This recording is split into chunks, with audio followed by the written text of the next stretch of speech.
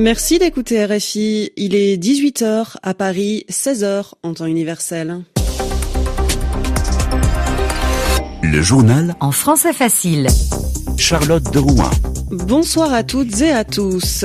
À Hong Kong, 2 militants ont été déclarés coupables d'incitation à la déstabilisation de l'État, car ils organisaient chaque année des commémorations en mémoire des victimes du massacre de la place Tiananmen, une condamnation qui enterre un peu plus la liberté dans le territoire.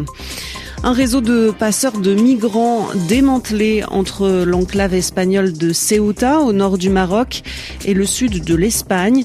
La police les soupçonne d'avoir fait payer jusqu'à 9 000 € pour la traversée vers l'Europe.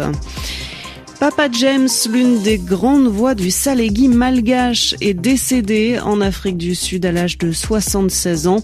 Retour sur son parcours à la fin de ce journal.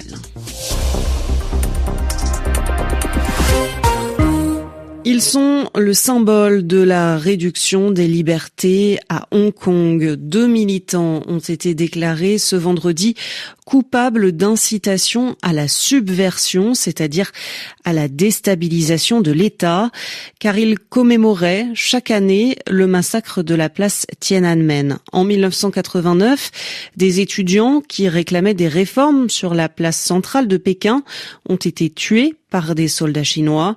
Rendre hommage aux victimes est donc désormais interdit. Nicolas Feldman. D'éveiller à la lueur des bougies et des dizaines de milliers de personnes, c'est pour ces rassemblements organisés pendant des années Parc Victoria à Hong Kong que Lee Chek-yen, 69 ans, et Cho Han-tong, 41 ans, ont été déclarés coupables d'incitation à la subversion. Hélène Pearson, directrice Asie de Human Rights Watch. Ce procès est emblématique de l'érosion des libertés démocratiques à Hong Kong. Pendant 30 ans, des dizaines de milliers de personnes se rassemblaient pacifiquement au Parc Victoria pour commémorer les victimes de Tiananmen. Du jour au lendemain, c'est devenu un crime. Car depuis 6 ans, le paysage a radicalement changé. Après les grandes manifestations pro-démocratie de 2019, Pékin a imposé à Hong Kong une loi sur la sécurité nationale. Les manifestations publiques de deuil sont désormais criminalisées à Hong Kong et le gouvernement chinois considère toute reconnaissance de ces atrocités comme une menace pour la sécurité nationale. Au lieu d'assumer ses responsabilités ou d'ouvrir des enquêtes, la Chine applique à Hong Kong les mêmes méthodes qu'en Chine continentale, l'effacement systématique de la mémoire de Tiananmen. Face à la censure, chaque année, à l'approche du 4 juin, jour anniversaire du massacre, les Hongkongais continuent de faire vivre malgré tout cette mémoire en déposant sur les bancs du parc Victoria des bouquets et des fleurs en papier. Et la peine de ces 2 militants n'est pas encore connue, mais ils risquent jusqu'à 10 ans de prison. En Ukraine, au moins 6 morts dans une frappe russe sur un centre commercial dans le centre du pays. Plus de 90 personnes ont aussi été blessées. L'armée russe semble avoir attaqué avec un premier drone, puis un deuxième peu après.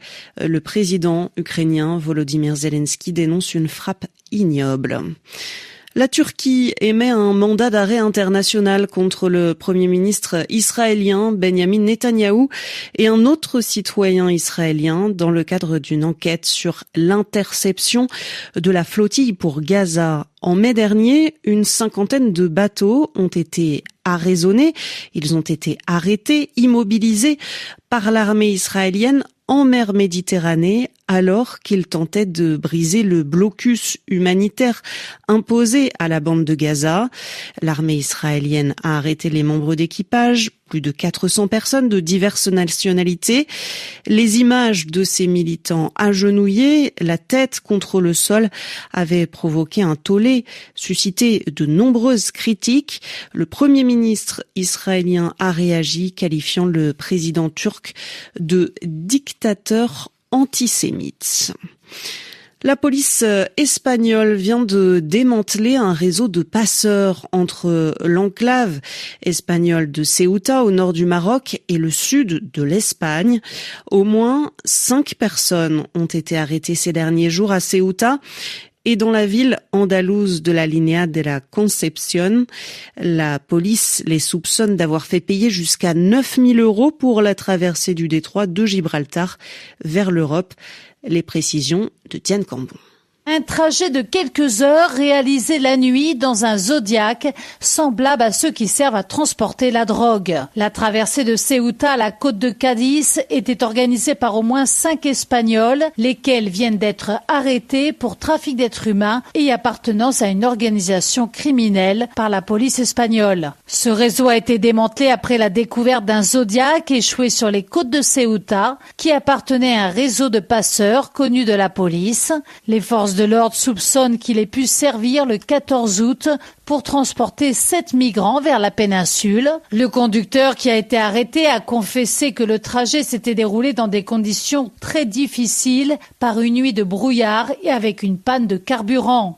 Les migrants, dépourvus de gilets de sauvetage, auraient passé près de 5 heures en haute mer avec des vêtements trempés par les vagues jusqu'à ce qu'ils soient débarqués sur une plage près d'Algeciras. Selon la police espagnole, d'autres migrants logés dans des garages de Ceuta attendaient d'être embarqués ces jours-ci pour faire la traversée du détroit au péril de leur vie. Diane Cambon, Madrid, RFI.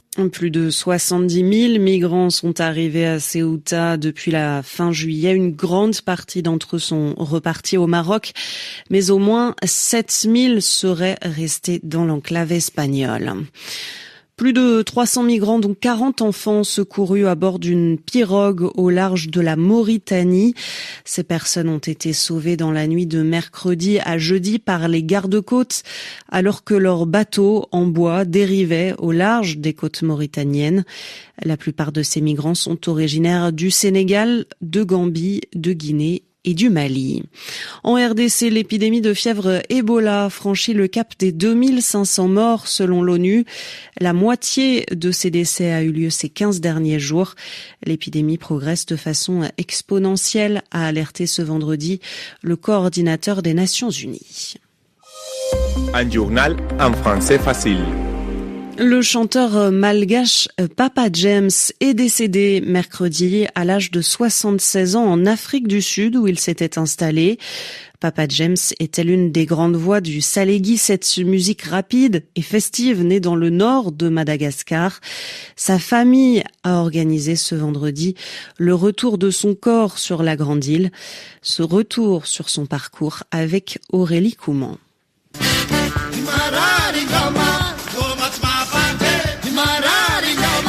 Cette voix est reconnaissable entre toutes. Papa James, monument du Salégui malgache, s'est éteint à 76 ans en Afrique du Sud. Depuis les années 70, il s'inscrit comme l'un des piliers du Salégui, cette musique rythmée, héritée des traditions ancestrales du nord de Madagascar. Installé en Afrique du Sud depuis une trentaine d'années, Papa James continuait à y faire vivre sa musique. Il y ouvre un restaurant cabaret où il assurait lui-même les animations. Fin juin, ce restaurant est pillé lors de violences xénophobes visant les étrangers à Durban.